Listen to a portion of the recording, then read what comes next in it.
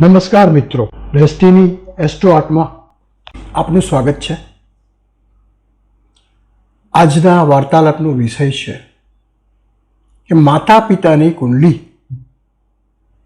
દર્શાવે છે કે સંતાન કેવું થશે।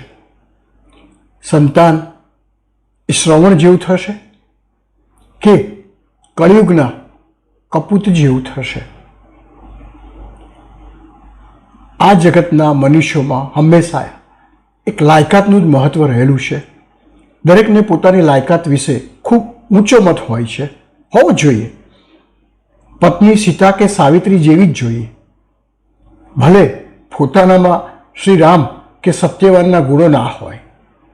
લાયકાત મુજબ પાત્ર મળવું તે જ નસીબ ગણાય।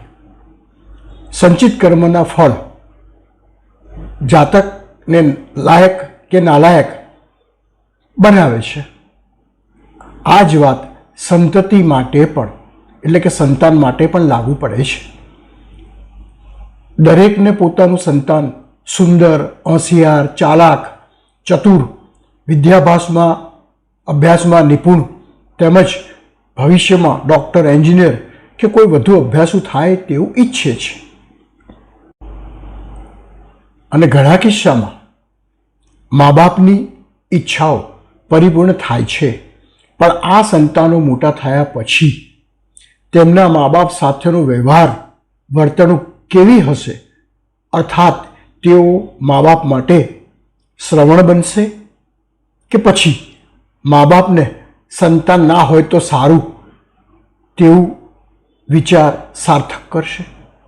ટૂંકમાં કહીએ તો સંતાન કેવું હશે? આગળ જણાવ્યું તેમ મા બાપના ગુણધર્મો જ સંતાનમાં હોય છે। જેવું વાવ્યો તેવું જ લણાય, આ કહેવત છે। જ્યોતિષશાસ્ત્ર મુજબ મા બાપની કુંડલીમાં કે સંતાનની કુંડલીમાં તે પ્રમાણેના ગ્રહો પણ એટલા જ જવાબદાર હોય છે। એટલે મા બાપની કુંડલી પરથી તાગ આવી જાય છે કે સંતાન કેવું નીકળશે, કેવું નીવડશે। માતાની કુંડલીમાં પંચમેશ અને લગ્નેશની પરસ્પર દ્રષ્ટિ પડતી હોય તો સંતાન આજ્ઞાકારી થાય।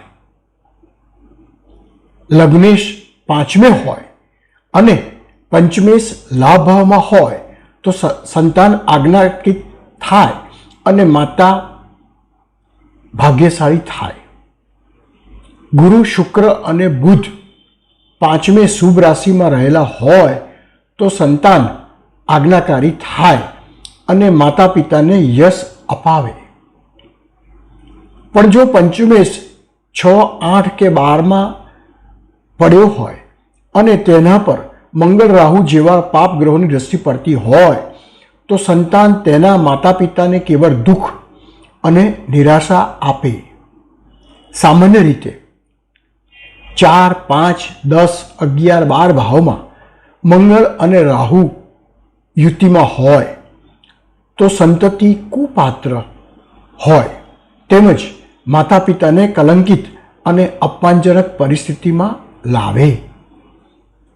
મીન રાશિનો ગુરુ 6, 8, 12 ભાવમાં ના હોય તો સંતાન તેજસ્વી બને અને મા બાપની આભામાં, કયામાં રહેનાર હોય છે। હવે આ વિષય આપણે ઉદાહરણ કુંડલીઓ દ્વારા જોઈએ। મનીષાબેન અમારી પાસે તેમના દીકરા આકાશના જન્માક્ષર લઈ જાણવા આવ્યા હતા કે તેમના પુત્રનું ભવિષ્ય શું છે। પહેલાં મનીષાબેનની કુંડલી જોતા જ અમે જણાવ્યું કે તમારા પુત્ર આકાશે તમને આકાશમાં ધોળે દાડે તારા દેખાડ્યા હોય તેવું લાગે છે। તેમણે જણાવ્યું કે તેણે IPL ક્રિકેટ મેચનો સટ્ટો કર્યો અને ઘણા પૈસા ડૂબાડ્યા છે। હજુ તો કોલેજના પહેલા વર્ષમાં જ ભણે છે આ છોકરો। આ પૈસા ચૂકવવા તેણે ઘરમાં ચોરી કરી અને અમારા બધા જ દાગીના વેચી દીધા છે। આ પહેલાં પણ મારા પર્સમાંથી પૈસા ચોરતા 2 વાર પકડાયો છે. હવે અમે આનાથી કંટાળી ગયા છે. તેને ડરાવવા અમે પોલીસની ધમકી આપી, પણ તેની કોઈ જ અસર તેને થતી નથી. આગળ તેનું ભવિષ્ય કેવું રહેશે તે અંગે અમને ઘણી ચિંતાઓ છે.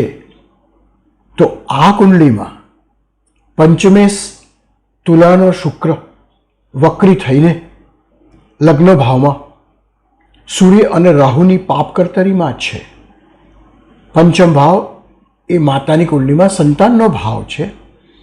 શુક્ર અને સૂર્ય બંને મૃગશીર્ષ નક્ષત્રના છે, જેનો સ્વામી મંગળ છે. અને લગ્નેશ બુધ મંગળ સાથે 12મે છે. વળી લગ્નમાં રહેલો રાહુ આદ્રા નક્ષત્રનો છે, જેનો સ્વામી રાહુ પોતે જ છે. આથી પંચમે શુક્ર, મંગળ, રાહુ જેવા પાપ ગ્રહોની પકડથી દૂષિત થયો અને શુક્ર ભૌતિક સુખનો કારક હોવાથી આ જાતકે શોર્ટકટ શોધ્યો.